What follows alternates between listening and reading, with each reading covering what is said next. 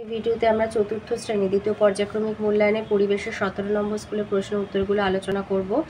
একে আছে শূন্যস্থান পূরণ করো। ক, কাজ করার জন্য শক্তির প্রয়োজন। খ, বাতাসে সবচেয়ে বেশি পরিমাণে আছে নাইট্রোজেন গ্যাস। গ, হাওড়া আর কলকাতা শহরের মধ্যে যোগাযোগ স্থাপন করেছে রবীন্দ্র সেতু। ঘ, চাঁদ হলো পৃথিবীর উপগ্রহ। দুই আছে এগুলো সব 1 নাম্বার করে। ক দিয়েছে মানুষ হাঁস মুরগির মতো পাখিদের পোষ মানিয়েছিল কেন? ডিম ও মাংসের লোভে। খ, মঙ্গল গ্রহে পাঠানো সন্ধানী যানের নাম কিউরিওসিটি। গ, রাতের বেলা কোন তারা দেখে দিক নির্ণয় করা যায়? ধ্রুব তারা। ঘ, কোন ঋতুতে সাদা কাশফুল ফোটে আর সাদা পেঁজা তুলোর মতো মেঘ আকাশে দেখা যায়? শরৎ ঋতুতে। তিনেতে আছে যে কোনো 4টে প্রশ্নের উত্তর, এগুলো 3 নাম্বার করে। তো 3-এর কতে দিয়েছে যে গাছ আমাদের কি কি কাজে লাগে? অন্তত 6টি কাজ। তো গাছ আমাদের নানা উপকারে লাগে, যেমন হচ্ছে গাছ আমাদের অক্সিজেন দেয়, যার সাহায্যে আমরা বেঁচে আছি। 2, গাছ আমাদের ছায়া ফল আশ্রয় দেয়। 3, গাছ আমাদের নানা বর্ণের ফুল উপহার দেয়, যা পুজোয় কাজে লাগে। 4, গাছ থেকে আমরা কাঠ পাই, যা থেকে চেয়ার টেবিল ঘরের দরজা জানলা প্রভৃতি তৈরি হয়। 5, ভেষজ উদ্ভিদ যেমন তুলসী বাসক কালমেঘ নিম প্রভৃতি থেকে আমরা নানা ওষুধ পাই। আর গাছ বৃষ্টি হতে সাহায্য করে।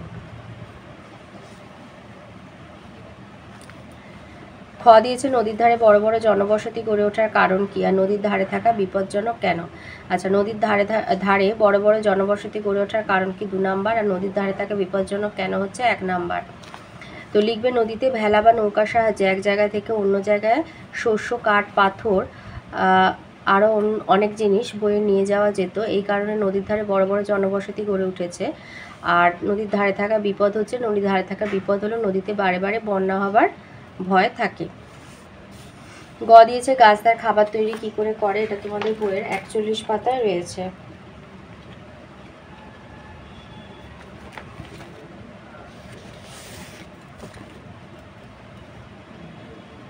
লিখবে গাছ মাটি থেকে জল আর খাবার তৈরি কিছু দরকারি উপাদান পায়।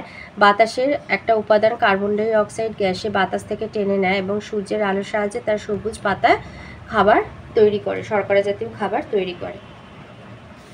ঘতে দিয়েছে বিষম লাগে কেন? এটা তোমাদের বইয়ে 33 পাতায় আছে। লিখবে যে আমাদের গলার ভেতরে পাশাপাশি 2টো নল আছে, একটা নল দিয়ে খাবার যায় আর একটা নল দিয়ে বাতাস যায়। খাওয়ার সময় কথা বললে কখনো কখনো খাবারের টুকরো ভুল পথে ওই বাতাস যাওয়ার নলে ঢুকে পড়তে পারে, তখন শরীর চায় বাতাস যাওয়ার নলটা থেকে ওই খাবারের টুকরোকে বার করে দিতে, না হলেই বিপদ, এবং তখনই আমাদের বিষম লাগে। ওই কুমোতে দিয়েছে প্রশ্বাস এবং নিঃশ্বাস কাকে বলে? এটা তোমাদের বইয়ের 42 আর 43 পাতায় রয়েছে। 42 পাতায় রয়েছে প্রশ্বাস কাকে বলে। প্রশ্বাসে বাতাস থেকে আমাদের শ্বাস নেওয়াটা হলো প্রশ্বাস, আর নিঃশ্বাস হচ্ছে 43 পাতায় যে শ্বাস ছাড়াকে আমরা যে শ্বাস ছাড়ি সেই শ্বাস ছাড়াকে বলে নিঃশ্বাস। তো এই ছিল আজকে চতুর্থ শ্রেণীর দ্বিতীয় পর্যায়ক্রমিক মূল্যায়নের পরিবেশের 17 নম্বর স্কুলের প্রশ্নের উত্তরগুলো।